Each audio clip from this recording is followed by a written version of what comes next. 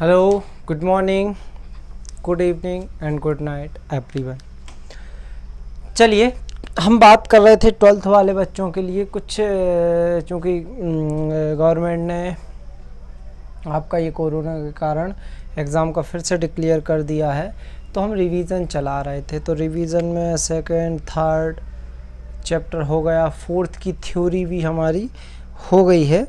अब हम बात कर रहे थे आपके आगे की चीज़ों के लिए, तो कुछ इसके इम्पोर्टेंट डेरिवेशन, चैप्टर 4 के कुछ इम्पोर्टेंट डेरिवेशन और आपके उनके से रिलेटेड न्यूमेरिकल्स पे मैं आज बात करने वाला हूँ। चूँकि हम रिवीजन कर रहे हैं तो यहाँ फटाफट चलेंगे, बहुत क्विक, ठीक है। रिवीजन कर रहे हैं तो बहुत ही क्विक चलेंगे हम, बहुत तेज़, बहुत फास्ट। तो चलिए मैं स्टार्ट करता हूँ डेरिवेशन। 3 मेन डेरिवेशन हैं जिनको हम करेंगे इस चैप्टर में। First zero order reaction, second आपका फर्स्ट ऑर्डर रिएक्शन और थर्ड आपका अरेनियस इक्वेशन, ठीक है। तो सबसे पहले ऑर्डर ऑफ रिएक्शन में बता दूं क्या होता है। जनरली आपको बता दूं, जैसे आप बोलते हो ज़ीरो ऑर्डर रिएक्शन के लिए मीन्स इसको हिंदी में बोला जाता है शून्य कोटि की अभिक्रिया। क्या बोला जाता है? शून्य कोटि की अभिक्रिया या जीरो ऑर्डर रिएक्शन। तो मैं बता दूं कि ऐसी रिएक्शन शून्य कोटि की अभिक्रिया होती है, जैसे मैं आपको एक चीज़ बता दूं कि आप किसी भी क्रियाकारक की सांद्रता जो है, मतलब रिएक्टेंट की जो कंसंट्रेशन है, उसकी पावर जितनी होगी रेट ऑफ रिएक्शन में, मतलब किसी भी रिएक्शन की रेट ऑफ रिएक्शन जो है वो रिएक्टेंट की जितने पावर के बराबर होगी वो कहलाएगी आपकी उस रिएक्शन का ऑर्डर या कोटि, शून्य कोटि। अब चूंकि जैसे रिएक्टेंट कोई भी आप ए ले लेते हो, ठीक है, ए रिएक्टेंट या क्रियाकारक लिया जो आपका प्रोडक्ट या उत्पाद में बदल गया, ठीक है। आपने ए रिएक्टेंट लिया जो प्रोडक्ट या उत्पाद में आपका बदल गया था, ए बदला है, तो मैंने कहा ऑर्डर या कोटि क्या होती है, जितनी इसके ऊपर पावर होगी। तो इसके ऊपर यदि किसी चीज़ के ऊपर कोटि जीरो के लिए पढ़ रहा है, मतलब जीरो पावर, और जीरो पावर का मतलब क्या होता है 1, किसी के ऊपर जीरो पावर मतलब डिपेंड नहीं कर रही। तो इसको इन फटाफट बोल देता हूँ मैं कि ऐसी रिएक्शन जिसकी रेट रिएक्टेंट के पर डिपेंड नहीं करती, रिएक्टेंट का जो भी सब्सटेंस है उस पर डिपेंड नहीं करती, मतलब क्रियाकारक की सांद्रता पर जो डिपेंड नहीं करती, निर्भर नहीं करती, वो आपकी कहलाती है जीरो ऑर्डर रिएक्शन या शून्य कोटि की अभिक्रिया। मैं इसका डेरिवेशन करता हूँ। हमने ए रिएक्टेंट था, उसको प्रोडक्ट में बदला, तो आप रेट की बात क्या करोगे, रेट या दर क्या होगी इसकी? तो रेट होगी, अब चूंकि रिएक्टेंट के लिए ले रहे हो तो ये हो जाएगी डी ए, ठीक है। क्या हो जाएगी? D A upon D T बराबर के, और आपका क्या बोला मैंने, ए प्रोडक्ट है, और प्रोडक्ट जो होगा उसकी पावर के बराबर, प्रोडक्ट सॉरी कितनी पावर है, ज़ीरो, तो ज़ीरो पावर लगा दोगे ए पे तो आपकी ज़ीरो ऑर्डर की रिएक्शन ये हो जाएगी, ठीक। अब ये ज़ीरो ऑर्डर की रिएक्शन हो जाएगी तो आप इसको बोल सकते हो minus D A upon D T के ए ज़ीरो, है ना, के ए ज़ीरो।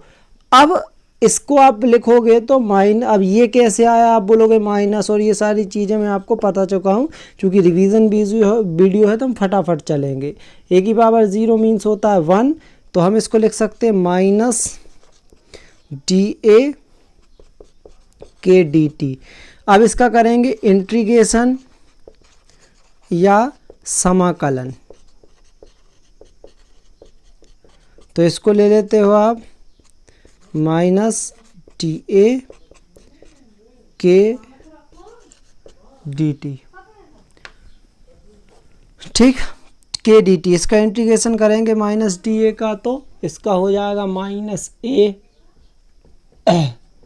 ठीक, और ये के और डी टी का आप करोगे इंटीग्रेशन तो ये हो जाएगा टी, और इंटीग्रेशन कांस्टेंट आ जाएगा सी, इसको देंगे रिएक्शन नंबर 1। अब हम मान लेते हैं, हमने फटाफट बात की थी इसके लिए, मैं डिटेल से नहीं बता रहा हूँ उतना, कि आपका कोई रिएक्टेंट है तो वो इस स्थिति में आया, रिएक्टेंट प्रोडक्ट में बदलता। अब मैं कहता हूँ यदि T बराबर से, यदि बोल दूँ मैं कि यदि प्रारंभिक सांद्रता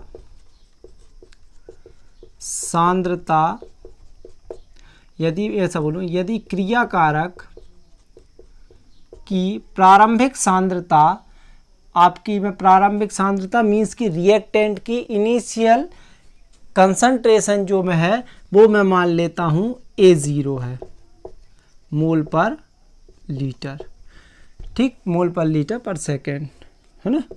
अब मैं बात करूं कि इस समय T यदि 0 होगा, T 0 हो जाएगा मतलब समय बिल्कुल रिएक्शन हुई नहीं। T क्या बताता है, रेट ऑफ रिएक्शन के लिए आपको डिटेल से जब मैंने क्लास ली थी तो बताया भी था, तो अभी तो मैं रिवीजन करा रहा हूँ इसलिए इतना टाइम नहीं है कि मैं ये चीज़ें बताऊँ। तो T बराबर आपका 0, T 0 है तो आप ले सकते हो K A को A0 के बराबर, क्यों ले सकते हो, प्रारंभिक सांद्रता है, T 0 मतलब रिएक्शन हुई ही नहीं।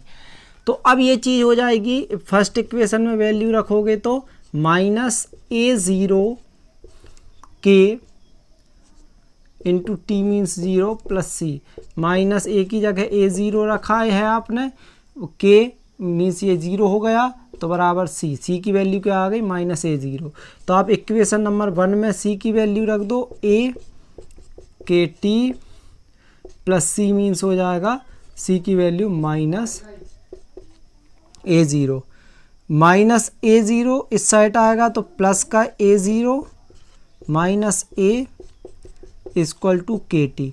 अब K की वैल्यू रेट कांस्टेंट निकलता है तो T कहाँ जाएगा, बटे में, तो ये हो जाएगा K बराबर A0 minus A upon T, ठीक। ये फर्स्ट ऑर्डर रिएक्शन का आपका, सॉरी जीरो ऑर्डर रिएक्शन का आपका डेरिवेशन आ गया। अब इसी को पूछ लिया जाए half life period, half life period, ठीक है, मतलब अर्धायुकाल। अर्धायुकाल क्या होता है, हाफ लाइफ पीरियड, बेटा हाफ लाइफ पीरियड या अर्धायुकाल होता है कि ऐसा टाइम जिसमें आधी रिएक्शन पूरी हो जाए। समझ में नहीं आया होगा, आधी रिएक्शन पूरी हो जाए। तो आधी रिएक्शन पूरी होने का मतलब क्या है आपका, कि जहां पर ये मिट गया,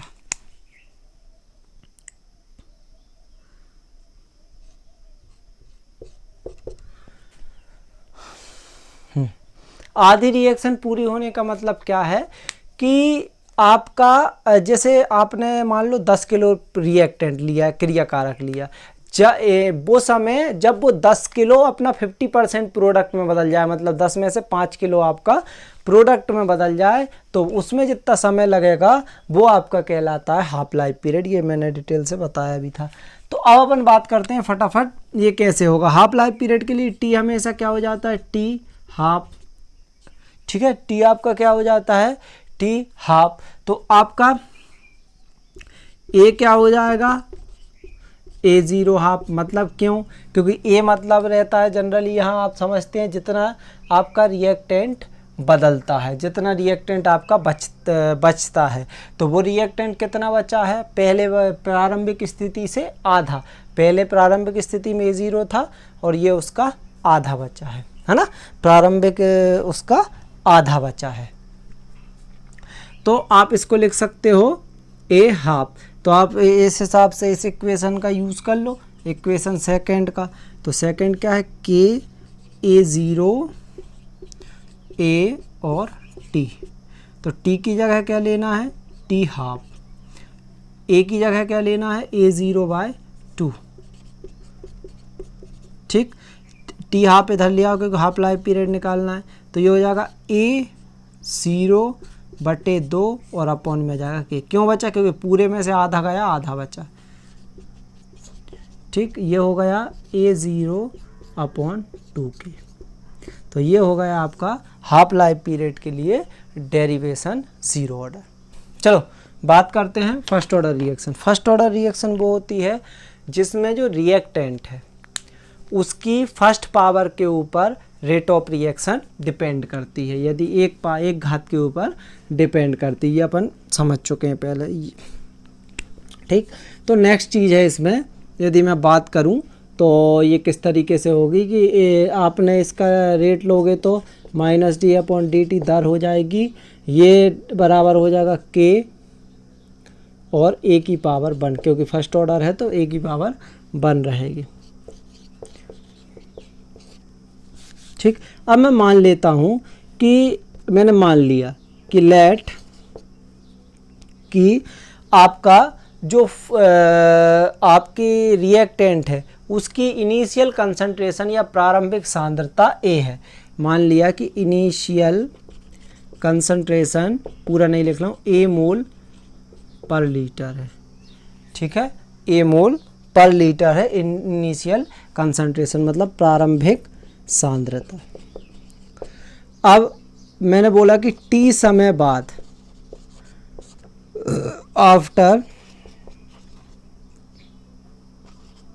आफ्टर T समय बाद, आफ्टर T टाइम, तो T टाइम के बाद क्या होगा कि X मोल पर लीटर आपके प्रोडक्ट के बन जाते हैं। जो भी था आपका रिएक्टेंट उसमें से X मोल पर लीटर का के बन गए प्रोडक्ट। इसको इस तरीके से समझिए, जैसे मान लो ये पूरा रिएक्टेंट है ना, जैसे हमने बात की कि ऐसा समझ लो कि हमने ले लिया कि आप चक्की पे आटा पिसाने गए, है ना, तो आपने पहले 5 किलो गेहूँ ले गए, है ना। अब मैं तो कहना सर आटा नहीं पिसता गेहूँ पिसता है, पता है ना।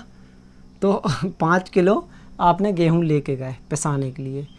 आपने क्या किया कि 5 किलो में से 2 किलो आटे में बदल गया, तो इधर कितना बचा 3, यही हुआ ना। 5 किलो गेहूँ था, 2 आटे में बदल गया, 3 बचा डाले में। तो ये इनिशियल मतलब 5 किलो, एक्स प्रोडक्ट में बदल गया मतलब 2। तो आपका कंसंट्रेशन ऑफ रिएक्टेंट क्या होगी, नाउ कंसंट्रेशन ऑफ रिएक्टेंट या क्रियाकारक की सांद्रता क्या होगी, A-X। क्या होगी, क्रियाकारक की सांद्रता A-X मोल पर लीटर, A-X मोल पर लीटर। तो A-X मोल पर लीटर बचेगा। तो इस हिसाब से यदि अब मैं बात करूं तो मैं इसको प्रोडक्ट के लिए ले लेता हूं, प्रोडक्ट के लिए लेता हूं तो पॉजिटिव आता है। मैंने DA की जगह DX ले लिया, X क्या है प्रोडक्ट, तो जब प्रोडक्ट लेते हैं पॉजिटिव आ जाता है, आप वो भी लोगे तो भी निकल आती है ना। तो DX ले लिया आपने, dx/dt, तो K। अब यहाँ क्या है कि सांद्रता आएगी, रिएक्टेंट आता है लेकिन X प्रोडक्ट बन गया, तो रिएक्टेंट कितना बचा, A-X, तो यहाँ आ जाएगा A-X। अब ये D उधर चला जाएगा तो ये dx/A-X के dt। अब मैं करूँगा इसका इंटीग्रेशन या समाकलन, तो इंटीग्रेशन करूँगा तो ये हो जाएगा dx/A-X के इंटू dt। इंटीग्रेशन करेंगे तो इसका आ जाएगा -log A-X। कैसा आता है बताया भी है, और आप इंटीग्रेशन मैथ्स में भी आपने देखा है ना। अभी इसका तो मैं उतना रिवीजन में तो क्लियर अपने, क्योंकि वीडियो बहुत लंबा हो जाएंगे फिर।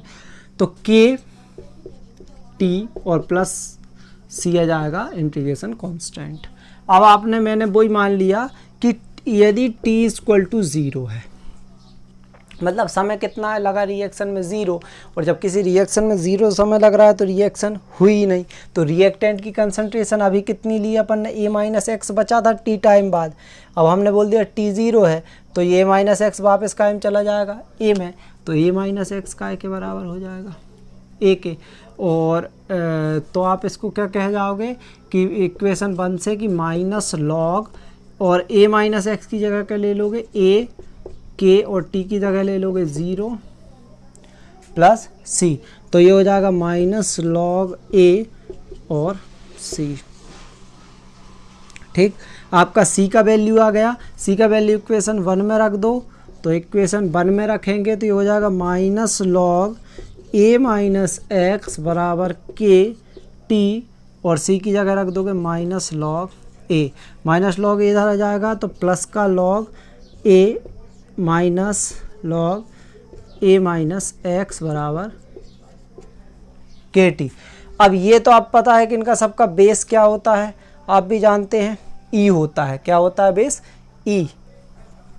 तो इसको वैसे हम लिख सकते log M minus log N क्या होता है? Log M upon N. तो A upon A minus X बराबर के टी। तो आप क्या लिख दोगे के रिस्पेक्ट में? के इक्वल टू 1 अपॉन टी, क्योंकि टी आ जाएगा इधर log A upon A minus x. अब मैं इसको log 10 के बेस में लूँगा तो के 1 अपॉन टी इंटू 2.303 हो जाता है log 10 का बेस। तो log 10 A upon A minus x. तो के बराबर हो जाएगा 2.303, 1 से multiplication T log 10 A upon A minus x. ठीक है। अब बात आप करो हाफ लाइफ पीरियड के लिए, इसका कैसा होगा? हाफ लाइफ पीरियड मतलब अर्धायुकाल। तो अर्धायुकाल के लिए करोगे टी हमेशा अर्धायुकाल में टी हाफ हो जाता है ना? टी हमेशा कितना होता है अपना हाफ, आ रहा समझ में? क्लियर है? तो टी हाफ हो जाता है। अब टी हाफ होता है तो जो कंसंट्रेशन होती है रिएक्टेंट की वो भी आपकी कैसी हो जाती है? हाफ। तो आपकी जो कंसंट्रेशन ए माइनस एक्स है चेंज होने के बाद चेंज वाली कंसंट्रेशन क्या हो जाएगी? ए हाफ, क्योंकि प्रारंभिक सांद्रता की हमेशा आधी हो जाती है। तो आप इसको लिख सकते हो के 2.303 upon T, T means T half into log 10 ए अपॉन 2। ठीक है, ए अपॉन 2। तो ए से ए कैंसिल, तो ये टी इधर आ जाएगा, टी हाफ 2.303 अपॉन के log 10, 2 ऊपर चला जाएगा बटे में है तो 2 हो जाएगा, टी हाफ 2.303 के log 2 की वैल्यू 0.3010। तो ये हो जाएगा टी हाफ 2.30। अच्छा, इसका मल्टीप्लिकेशन आप कर लेना, वो आएगा 0693 अपॉन के। ये आपका हाफ लाइफ पीरियड के लिए क्वेश्चन। ठीक है, ये पूरा फर्स्ट ऑर्डर।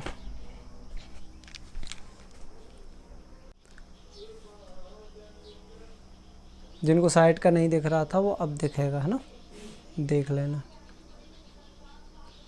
चलो अब हम अरहीनियस के डेरिवेशन की बात कर लेते हैं फटाफट। अरहीनियस देखो, इसने एक इक्वेशन दी सबसे पहले अरहीनियस ने, के बराबर ए अपॉन आर टी। ये अरहीनियस इक्वेशन 1।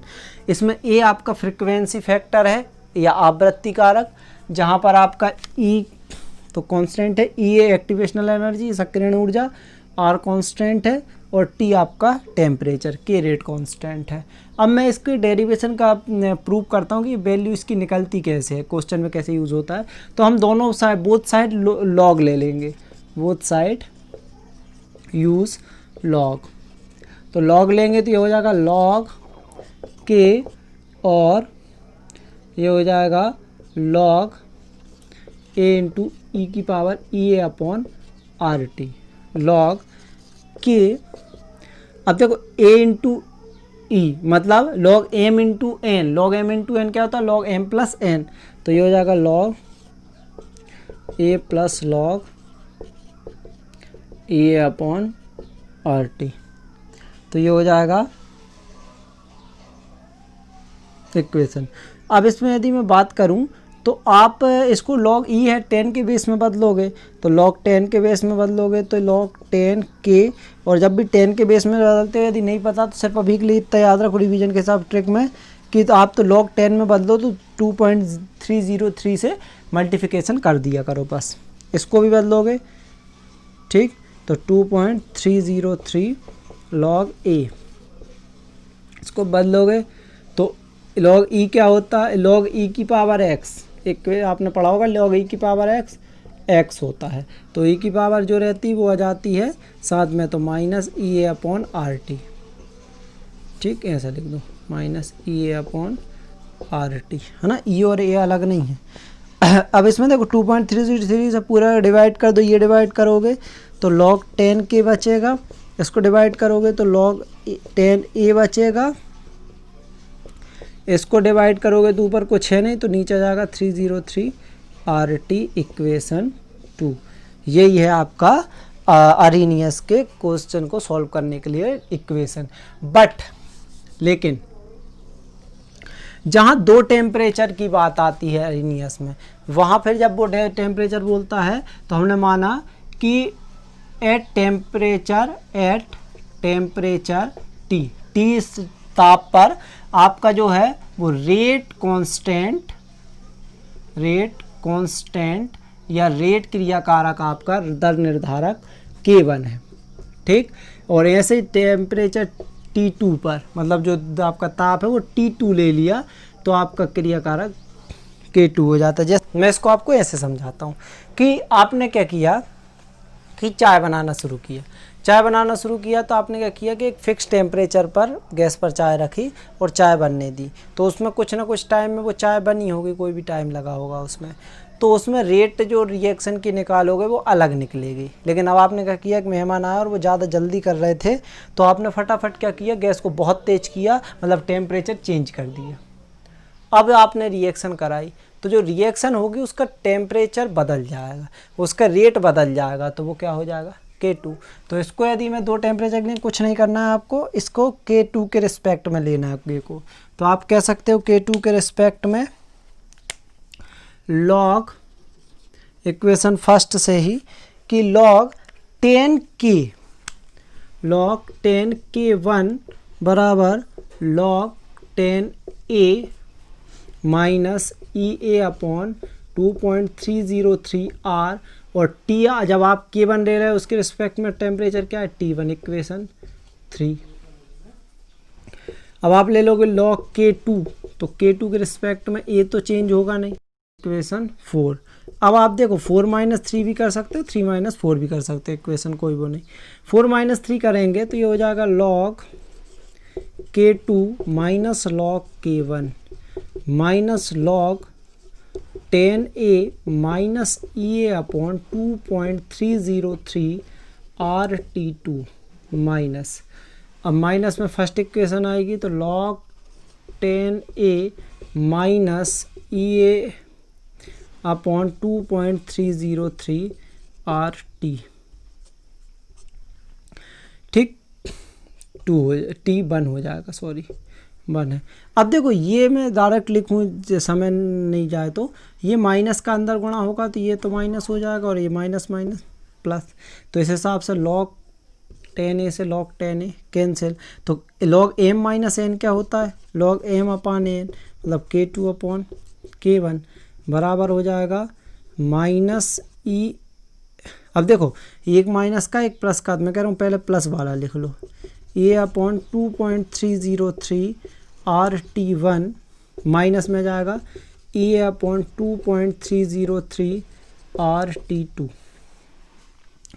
अब दोनों में से आप एक चीज़ देखो कॉमन आ रही है, ए अपॉन 2.303 R, तो ये बचेगा 1 upon T1 minus 1 upon T2। तो ये होता है आपका अरेनियस का इक्वेशन, ठीक है।